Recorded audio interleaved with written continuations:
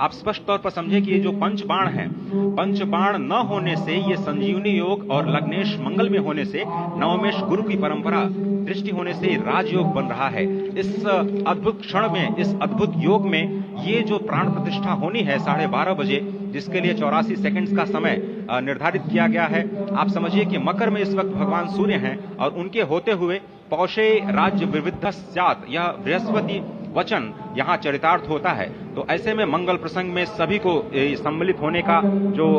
जो प्रण है,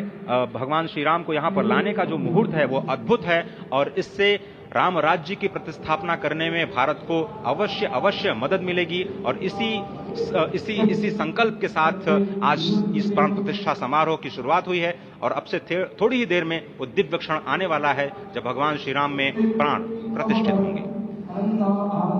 निश्चित तौर से वह क्षण समीप है जिसका इंतजार सदियों से लोगों का था। वो क्षण समीप है जिसका समूचा चराचर, यक्ष, गंधर्व, सुर, नर, हर कोई आकर उसका साक्षी बन रहा है। समूचे भारत के सभी पंथ, संप्रदाय, मतांतर,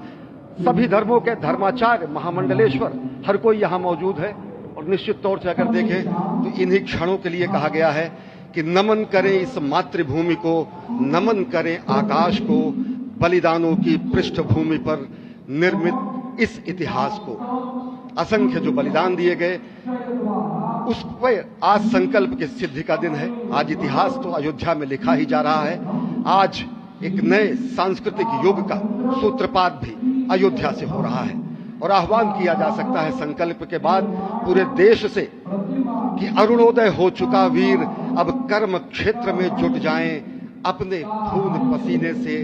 नवयुग धरती पर लाएं। और नवयुग की कामना, धरती पर नवयुग लाने की कामना हमारी ही संस्कृति करती है, जो सत्य है, शाश्वत है, सनातन है, जो वसुधैव कुटुंबकम की बात करती है, जो आनो भद्रा क्रतवो यन्तु विश्वतः की बात करती है, जो सर्वे भवन्तु सुखिनः सर्वे सन्तु निरामयः की बात करती है, जो संपूर्ण चराचर के कल्याण की बात करती है, हमारी ही संस्कृति है, जो समस्त विश्व में बंधुत्व और लोक कल्याण के लिए प्रार्थना करती है, मंत्र देती है। अजय, और जिस तरह से हम कह रहे थे, ये आप भगवान श्री राम का विग्रह देख रहे हैं, जिन्होंने इस प्राचीन स्वरूप में, इसी स्वरूप में लोगों को दर्शन दिए। भगवान श्री राम, भगवान भरतलला, श्री लक्ष्मण और श्री शत्रुघ्न के साथ लगातार चारों भाइयों के बाल रूप में दर्शन देते रहे और आज वो भी स्वर्ण के सिंहासन पर प्रतिष्ठित होंगे और साथ में ही दोनों ही मूर्तियों के जो दर्शन होंगे वो दर्शनों को प्राप्त होंगे, तीर्थयात्रियों को प्राप्त होंगे। बहुत ही आनंद का क्षण जब भगवान श्री राम कृष्ण मूर्ति में, क्योंकि कहते हैं कि कलयुग में भगवान का जो वर्ण है वो कृष्ण है, सतयुग में भगवान का वर्ण पीत था, त्रेता में भगवान का जो वर्ण यानी रंग है जो लाल रंग का, रक्त वर्ण का हुआ और द्वापर में वो नीले रंग के हुए और अब कलयुग में कृष्ण वर्ण के लिए। और इसीलिए जो मूर्ति का निर्माण है वो कृष्ण मूर्ति का निर्माण किया गया है और 51 इंच की जब मूर्ति प्राण प्रतिष्ठित की जाएगी शुभ मुहूर्त में, उसके बाद उसी पुराने विग्रह के साथ में जो रामलला इस वक्त आप देख रहे हैं जिनके सामने चारों भाइयों के साथ में प्राण प्रतिष्ठा का कार्यक्रम चल रहा है, वो भी दर्शन देंगे जो कि स्वर्ण सिंहासन पर विराज चुके हैं। आप देखिए कि जो मुकुट है कितनी अद्भुत छवि है, उनके हाथ में धनुष बाण दे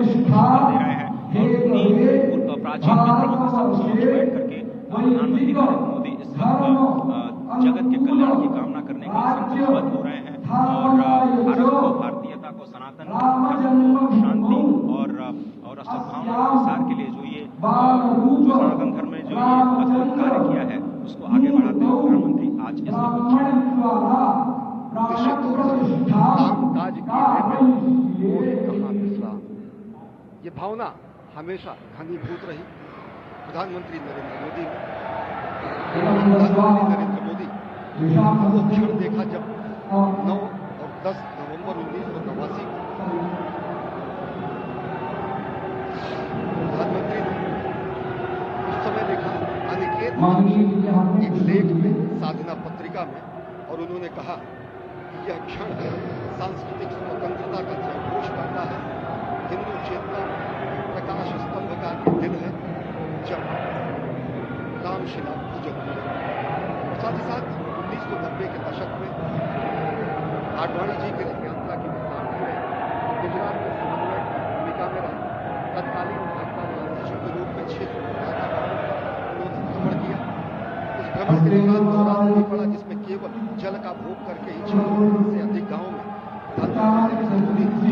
रथ यात्रा का कुशल संचालन किया, समन्वय किया। सोमनाथ से अयोध्या की इस यात्रा के सारथी के रूप में अगर देखें तो एक वीर व्रती के रूप में नवरात्र के समय में जल पीकर 18 घंटे से ज्यादा एक वीर व्रती के रूप में प्रधानमंत्री ने तत्कालीन महासचिव भाजपा के बीजेपी इकाई के थे, इन्होंने अपना अंशदान किया। और अगर एकात्मता यात्रा की बात करें, 1992 में 14 जनवरी को भारत के 32 वर्ष पहले प्रधानमंत्री नरेंद्र मोदी एक कार्यकर्ता के रूप में अयोध्या आए थे। उन्होंने शपथ लिया था यहाँ पर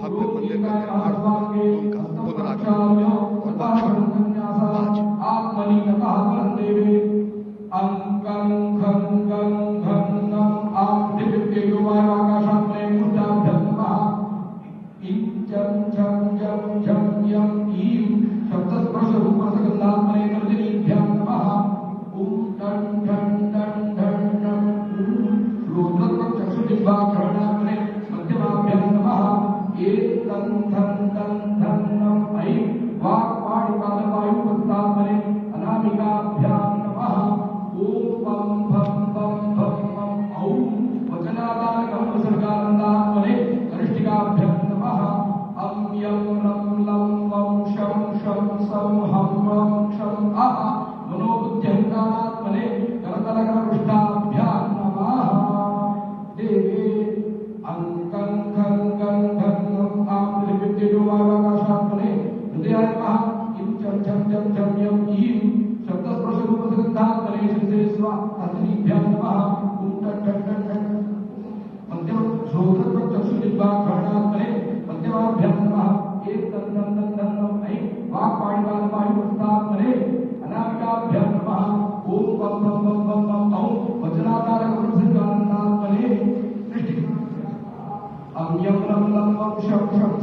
वह क्षण आज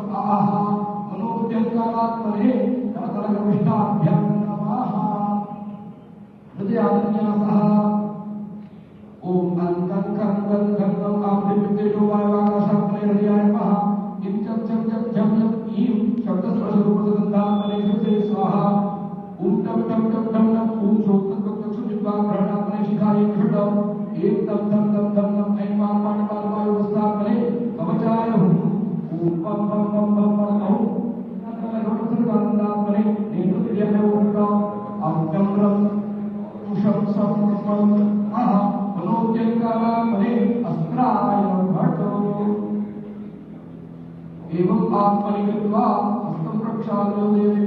देवस्य कपोलो देवा अंकुष्ठं दत्त्वा